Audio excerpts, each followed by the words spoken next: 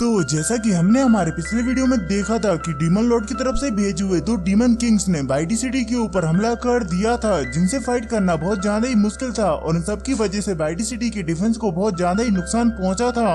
लेकिन किसी तरह से कुछ सोल्जर्स ने अपना सेक्रीफाइस देकर उनके टेलीपोर्टेशन एरिया को डिस्ट्रॉय कर दिया था, जिसकी वजह से ऑलमोस्ट सभी के सभी डीमंस मारे गए थे, जिस वजह से उन दोनों डीमन किंग्स को वापस लौटना पड़ा। और अब आगे तो हमारी वीडियो की स्टार्टिंग वाइटी सिटी के काउंसिल हॉल से होती है, जहां पर जनरल जू को सजा सुनाई जा रही होती है और उन्हें सजा वहां पर एक लेडी सुना रही होती है जिसका नाम यून लुआ है और वो वाइटी सिटी की लॉ इन्फोर्समेंट ऑफिसर है, जो कि उन्हें सजा सुनाते हुए कहती है कि तुमने बिना ऑर्डर के प्रोटेक्टिव बैरियर के बाहर जाकर डीमंस के साथ फाइट करने की कोशिश की, जिसकी वजह से मिलिट्री नियमों का उल्लंघन हुआ, इसलिए तुम्हें यहाँ पर 100 कोड़े खाने की सजा सुनाई जाती है। जिस पर जनरल जू अपनी सफाई देते हुए कहते हैं कि इन सब में मेरी कोई भी गलती नहीं है, अगर किसी ने कैनकू टावर्स के साथ छेड़छाड़ न की होती तो हमें इतना ज्यादा नुकसान नहीं झेलना पड़ता। तो उनकी ये बात सुनकर जनरल फिलोंग कहते हैं कि तुम्हारे कहने का मतलब ये है कि हमारी मिलिट्री के अंदर कोई ऐसा है जिसने कि ये किया है। और उनके ये कहते ही जाऊ क्लैन का एक और बंदा जिसका नाम जू किंग है, वो जनरल फिलोंग का साथ देते हुए कहता है कि इन्होंने हमारी सिटी की बहुत ज्यादा सेवा की है, जिस वजह से हमें इस बार इन्हें सजा नहीं देनी चाहिए। जिस पर जनरल फिलोंग भी एग्री करते हुए कहते हैं कि शायद तुम सही कह रहे हो, क्योंकि डीमंस ने अचानक से हमारे ऊपर हमला कर दिया था, जिसकी वजह से जनरल फिलोंग को हमारे सभी सोल्जर्स की जान बचाने के लिए ये सब कुछ करना पड़ा, इसलिए इन्हें इस बार सजा नहीं देनी चाहिए। और साथ ही में वो जूकिंग से कहते हैं कि हम इस बार डीमंस को तो संभाल लेंगे, लेकिन हमें सबसे पहले उस पर्सन को ढूंढना होगा जिसने कि हमारे साथ धोखा किया है, जिसकी रिस्पॉन्सिबिलिटी मैं तुम्हें देता हूँ। तो ये बात सुनकर जूकिंग भी खुश होते हुए उन्हें ठीक है कहता है। लेकिन तभी बीच में यून कहती है कि हमें इस प्रकार मिलिट्री नियमों को अनदेखा नहीं करना चाहिए, इसलिए इस बार जनरल जू को सजा मिलनी ही चाहिए। तो ये सुनकर जनरल जू गुस्से में कहते हैं कि ठीक है, मैं इस बार सजा के लिए रेडी हूँ, और ये कहकर वो गुस्से में वहाँ से चले जाते हैं।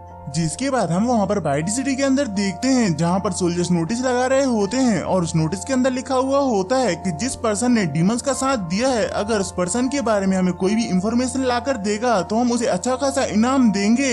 और वहीं उस नोटिस को पढ़कर जूनिंग कहती है कि क्या डीमंस का साथ देना आखिर कोई ऐसा क्यों करेगा, जिस पर लूजिंग उसे बताते हुए कहता है कि होते हैं कुछ लोग जो लालच के चक्कर में अपने ही लोगों को धोखा देते हैं।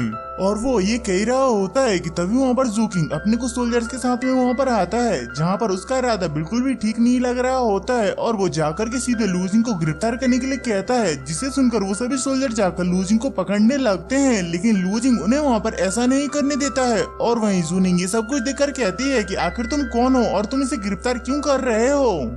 जिस पर जूकिंग अपना इंट्रोडक्शन देते हुए कहता है कि मैं जाऊ फैमिली का जू किंग हूँ और ऊपर से इस वाइटी सिटी का मिलिट्री काउंसिलर भी हूँ। और साथ ही में बताता है कि जनरल ने मुझे ऑर्डर दिए हैं कि हमें जिसके ऊपर भी शक है हम उसे गिरफ्तार करके उससे पूछताछ कर सकते हैं। तो ये सुनकर लूजिंग हैरान होते हुए कहता है कि क्या जाऊ फैमिली फिर से, और साथ ही में उससे पूछता है कि आखिर तुम्हें मुझ पर शक क्यों है। जिस पर जूकिंग वहाँ पर एक स्क्रोल निकालते हुए बताता है कि हमें तुम्हारे साथ वाले एक डिसाइपल ने बताया है कि तुम्हें स्काई फॉरेस्ट के अंदर एक डीमन के हाथों से रेस्क्यू किया गया था, और साथ ही में हमें वहाँ पर कई सारे डीमन जनरल्स की लाशें भी मिली थी, और ऊपर से तुम एक क्लियर्स का सेक्ट के सिर्फ एक्सटर्नल डिसाइपल हो, जो कि सिर्फ यूनाइटेड स्टेट्स की हाफ स्टेप पर है, इसीलिए हमें नहीं लगता है कि तुम अकेले उन्हें हरा सकते हो, जिसका मतलब है कि तुम डीमंस के साथ मिले हुए हो।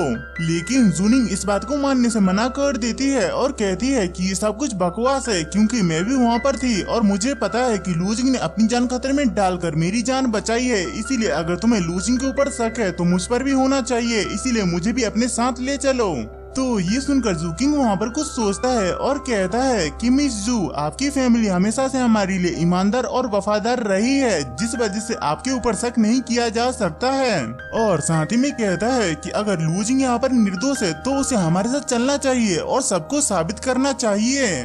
तो उसकी इस बात को सुनकर लूजिंग भी चलने के लिए मान जाता है और कहता है कि मैं इनोसेंट हूँ, इसलिए मैं तुम्हारे साथ चलूंगा। और ये कहकर वो उन दोनों सोल्जर के साथ वहाँ से जाने लगता है, और उसे जाते हुए जूनिंग भी देखती है, जहाँ पर वो उसे रोकना चाहती थी, लेकिन वो वहाँ पर कुछ भी नहीं कर पाती है, और उसे जाता हुआ देख करके सोचती है कि मुझे मेरे जूनियर्स से पता चला था कि लूजिंग हमेशा से जाऊ फैमिली को ऑफेंड करता आ रहा है, और मुझे जहाँ तक पता है कि जाऊ फैमिली अपने आप को ऑफेंड करने वाले को कभी छोड़ती नहीं है, इसलिए लूजिंग को वहाँ पर प्रॉब्लम हो सकती है, जिस वजह से मुझे उसकी मदद करने के लिए किसी को ढूंढना होगा। और ये कहकर वो किसी को ढूंढने के लिए निकल जाती है। जिसके बाद यहाँ पर हमारा सीन चेंज होकर के जू किंग के पैलेस के ऊपर आ जाता है, जहाँ पर उसने लूजिंग को किस तरीके के बैरियर के अंदर बंद करके रखा हुआ होता है और खुद लूजिंग के सामने एक चेयर के ऊपर बैठकर लूजिंग को देखते हुए मुस्कुरा रहा होता है। तो ये देख करके लूजिंग कहता है कि मुझे अच्छे तरीके से पता है कि तुम जाओ फैमिली के लोग किस तरीके के होते हो, इसीलिए तुम मेरे सामने सच्चाई के मुखौटे को उतार सकते हो। और जाओ जी, तुम्हें अब यहाँ पर और छुपने की जरूरत नहीं है, तुम भी बाहर आ जाओ। जिस पर जाओजी भी बाहर आते हुए कहता है कि मैंने तुमसे कहा था ना कि मैं तुमसे वो वेपन रिफाइनिंग मैनुअल लेकर ही रहूंगा, इसलिए चुपचाप मुझे दे दो वरना तुम यहाँ पर बहुत बुरी तरीके से मरोगे। लेकिन लूजिंग उसकी इस बात को सुनकर वहाँ पर मुस्कुराता है और अपनी पावर्स की मदद से उस बैरियर को बड़ी आसानी से तोड़ देता है, जिसके इम्पैक्ट की वजह से जाओजी पीछे की तरफ खिसकता हुआ जाता है।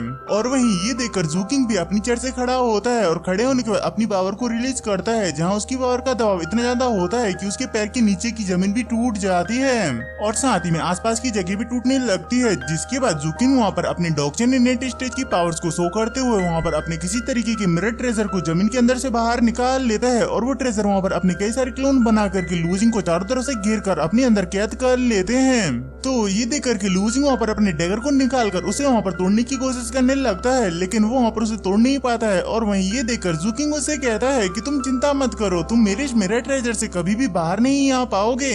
जिसके रिप्लाई में लूजिंग वहाँ पर कहता है कि तुम्हें पता है ना कि अगर मुझे यहाँ पर कुछ हो गया तो क्लियर्स का सेक्ट और बाइडी सिटी के जनरल्स तुम्हें यहाँ पर छोड़ेंगे नहीं।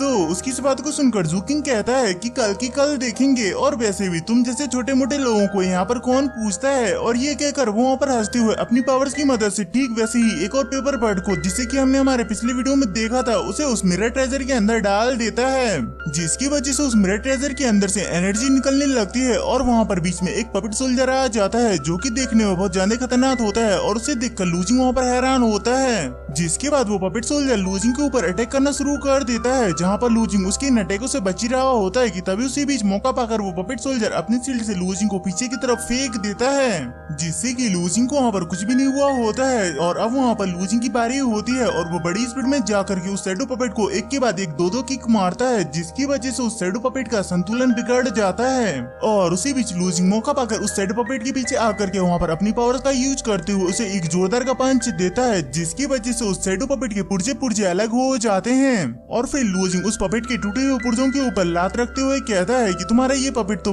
कछुए से भी धीमा है, तुम्हें क्या लगता है कि तुम इसकी मदद से मुझे मार पाओगे।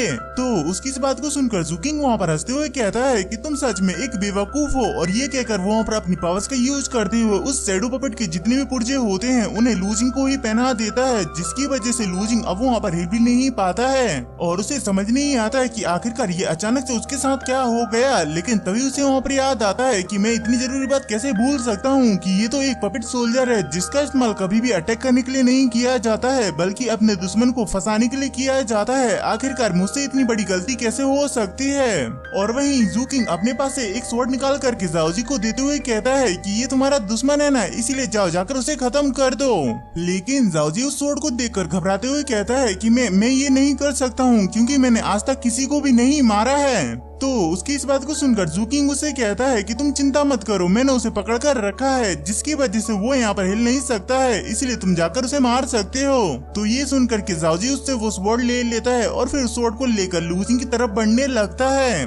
और इसी के साथ ही में हमारा ये वीडियो यहीं पर ही खत्म होता है। आई होप कि वाला वीडियो आप सभी को पसंद आया होगा, और अगर आया है तो आप सभी को तो अच्छे तरीके से पता है कि आप सभी को क्या करना है। इसीलिए मिलते हैं अपने नेक्स्ट वीडियो में, बाय बाय।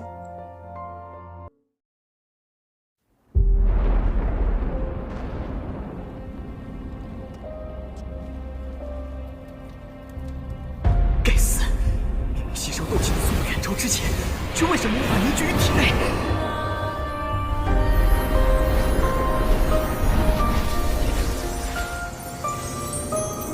小娃娃，看来你需要帮助啊！你到底是谁？你一直藏在我的戒指里。我名为死士。拒绝这种功法，你为什么一直都不传给我？药老，吸你3年斗之气，老夫也是迫不得已。老家伙，你可知道你吸收我的斗之气给我带来了多少屈辱吗？小娃娃，你想变强，享受到别人的尊重。你们现在何处？萧炎少爷或许不用多久就会来到迦南学院，下面就是黑角域的门户黑域大平原了。黑角域可是大陆有名的混乱之地。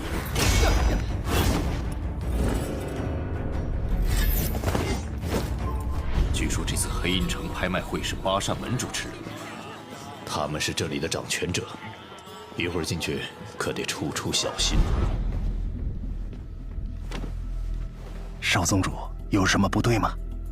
对面那家伙，我之前见到过，每次见到他，我都有种奇怪的忌惮感。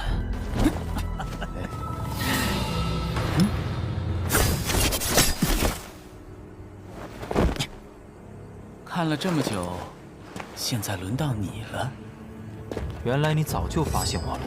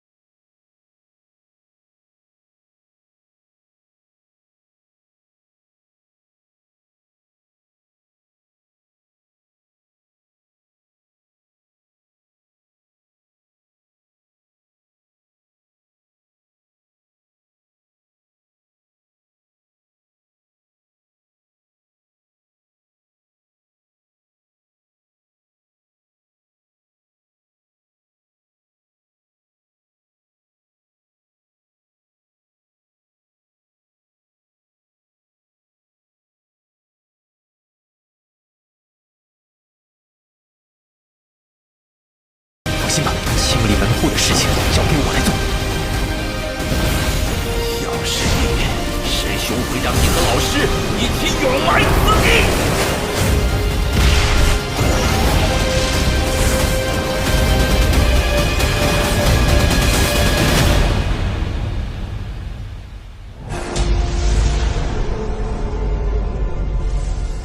想不到，猎人成了猎物，却是没能杀了那韩放。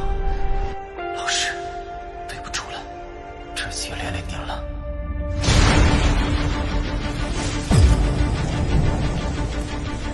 离开吧，弱者没有资格拥有的。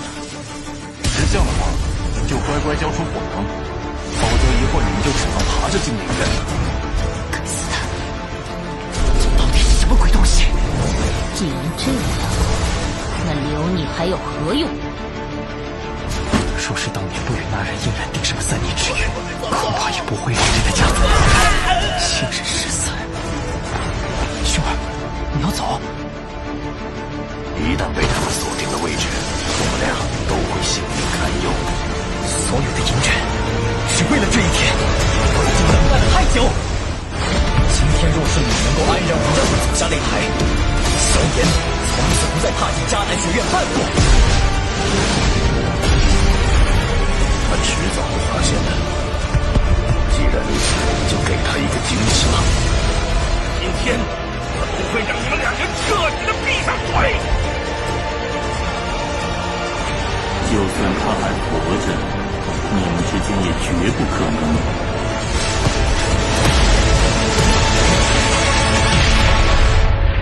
加玛帝国云岚宗，我萧炎回来了。